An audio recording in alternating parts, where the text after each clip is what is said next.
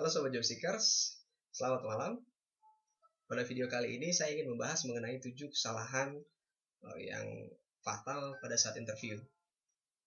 Kita tahu interview adalah satu proses yang sangat penting dalam proses mencari pekerjaan. Jadi jangan sampai Anda melakukan kesalahan. Karena sedikit saja Anda melakukan kesalahan, itu akan jadi satu penilaian yang tersendiri bagi setiap HRD. Jika Anda ingin tahu, sebenarnya setiap HRD di dalam formulir itu memiliki 3 penilaian terhadap setiap kandidat yang datang. Yang pertama adalah, wah, ini nih kandidat yang gue cari. Yang kedua, aduh, kalau ada yang lebih baik, mendingan lihat dulu deh. Kalau yang ketiga adalah, enggak deh.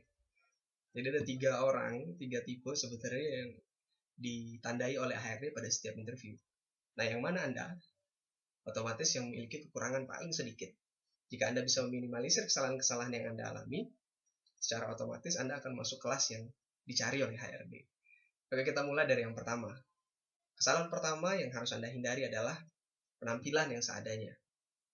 Oke, penampilan di sini nggak hanya sekedar pakaian saja, tapi juga dari cara Anda berjabat tangan, cara Anda menatap, cara Anda bicara, dan sikap Anda yang profesional. Tidak hanya sekedar dari pakaian. Semakin Anda bisa berlaku sopan, semakin Anda bisa berpenampilan yang baik dan rapi, HRD pasti akan memiliki kesan pertama yang baik terhadap Anda.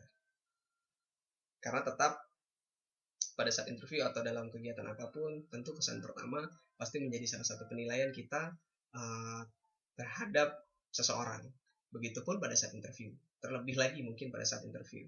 Semakin Anda memiliki first impression atau kesan pertama yang baik, HRD pasti akan memiliki poin plus pertama bagi Anda. Kesalahan kedua yang harus Anda hindari adalah jangan datang terlambat. Oke, jangan telat. Usahakan Anda bisa datang mungkin 15 menit sebelum interview dimulai, atau bahkan setengah jam, atau bahkan 1 jam sebelumnya. Nggak ada masalah. Karena dengan begitu menunjukkan komitmen Anda terhadap minat Anda pada pekerjaan tersebut. Dan itu juga menunjukkan tanggung jawab Anda terhadap janji yang sudah Anda buat dengan pewawancara.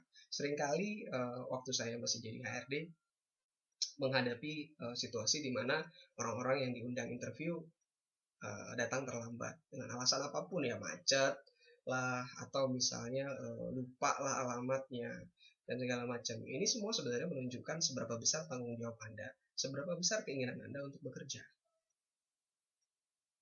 Karena jika Anda bisa menunjukkan tanggung jawab, Anda bisa datang tepat waktu, setidaknya Anda sudah memiliki tanggung jawab yang cukup untuk bekerja.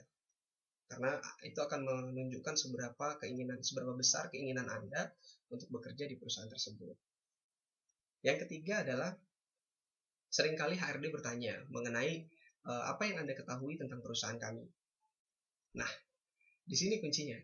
Kadang-kadang kita karena saking banyaknya jadwal interview yang ingin kita hadapi, mungkin satu hari bisa 2 atau 3, kita lupa mempelajari. Atau mungkin kita karena baru dapat informasinya semalam ya, atau bahkan mungkin barusan subuh gitu ya, atau jam 3 pagi kita baru dapat informasi ada interview. Jadi kita terburu-buru untuk sekedar hadir saja, berharap bahwa dengan datang gitu kan dan menjawab beberapa pertanyaan tersebut dalam interview kita bisa langsung lolos. Tapi tidak begitu. Perusahaan akan menghargai sekali orang-orang yang tahu mengenai latar belakang perusahaan.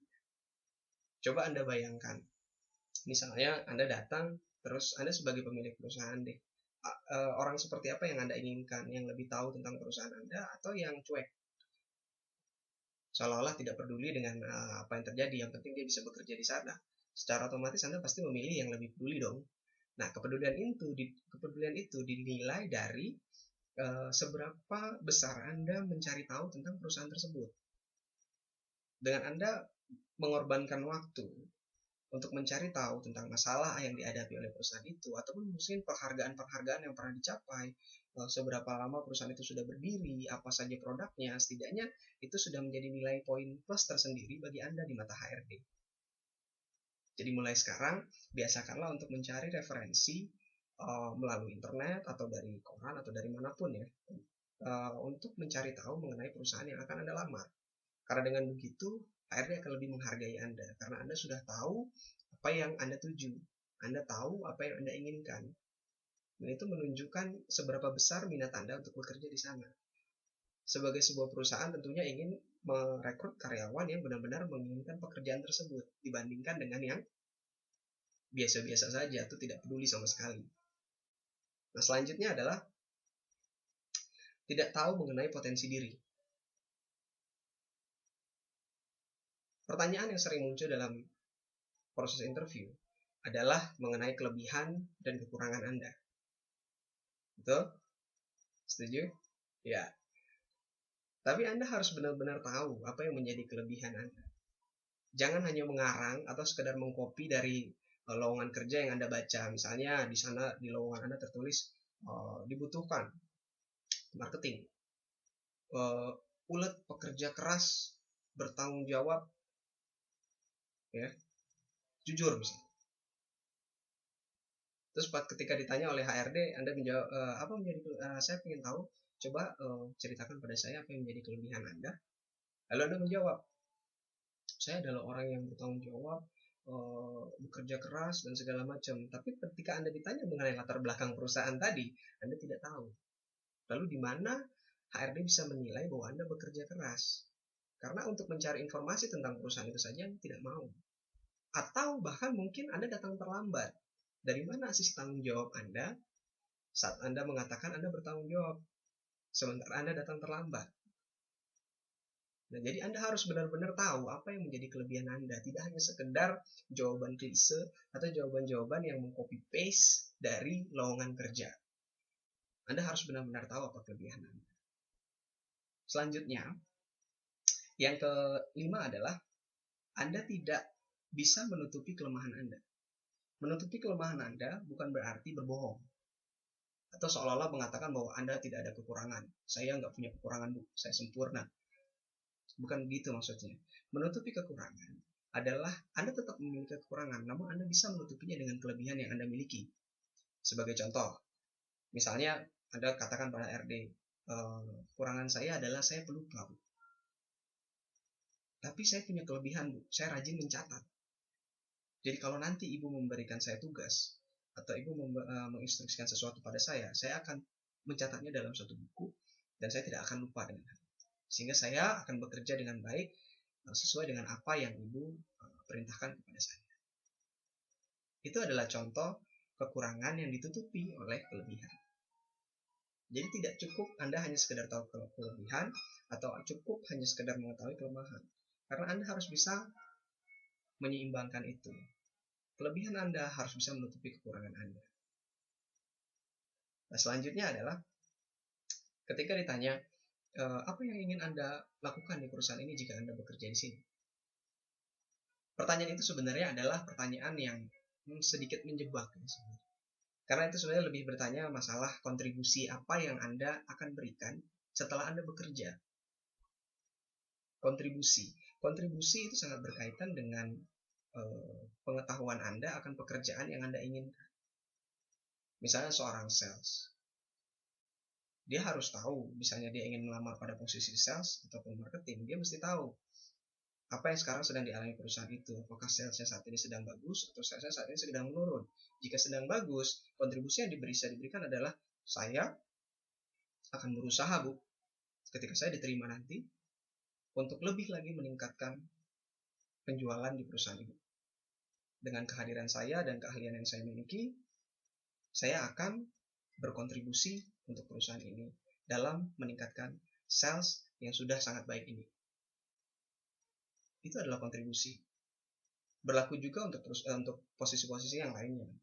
Admin, SPG, perniaga, operator, atau yang lain.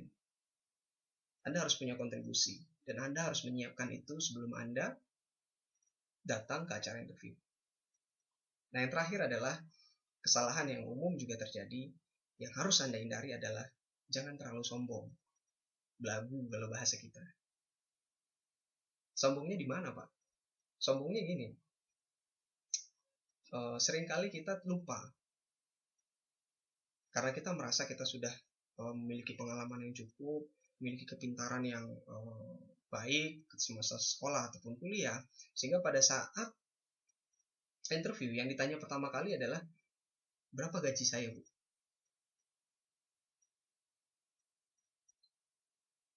Anda perlu memang mengetahui berapa gaji Anda, dan Anda perlu memiliki patokan di dalam pikiran Anda dan dalam hati Anda berapa gaji atau imbalan yang Anda inginkan dari pekerjaan Anda.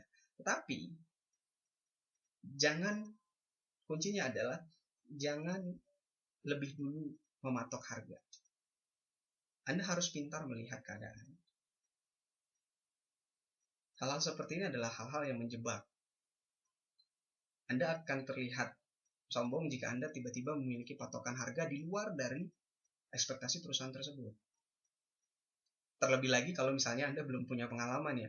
Oke lah kalau misalnya memang Anda sudah berpengalaman, misalnya sudah ahli, sudah menjadi icon di perusahaan sebelumnya gitu ya, bisa meningkatkan penjualan gitu ya, bisa berkontribusi dengan sangat-sangat baik di perusahaan sebelumnya, Anda boleh memiliki harga yang baik. Tapi jika Anda masih fresh grade ataupun Anda masih baru atau Anda baru berpengalaman 1, 2, atau 3 tahun dalam satu perusahaan sebelumnya, sebaiknya Anda lebih menahan diri. Karena dengan menahan diri, Anda akan tahu apa yang menjadi ekspektasi perusahaan tersebut terhadap Anda. Karena setiap perusahaan sebenarnya sudah punya standar gaji, standar fasilitas. Perusahaan sudah memiliki semua itu. Dan itu semua sebenarnya sudah siap ditawarkan kepada Anda. Hanya masalahnya, seberapa besar Anda menawar. Seberapa besar harga Anda atau apa yang Anda inginkan yang ada di sini sesuai atau tidak dengan apa yang dimiliki oleh perusahaan. Nah, untuk lebih jelasnya mengenai tips dan trik segala macam mengenai dunia kerja, Anda bisa menghadiri seminar saya yang akan diselenggarakan di BTW Mall Bogor pada tanggal 31 Mei. Untuk lebih jelasnya, Anda bisa melihat website di bawah sini, www.rahasiakarir.com. Jika Anda ingin mengetahui lebih detail mengenai cara mencari kerja dan Anda ingin mendapatkan pekerjaan dalam waktu yang sangat singkat, Anda coba mendaftarkan diri di seminar yang akan saya selenggarakan pada bulan Mei nanti, pada akhir Mei nanti. Sampai berjumpa lagi pada tips-tips selanjutnya. Semoga sukses untuk Anda.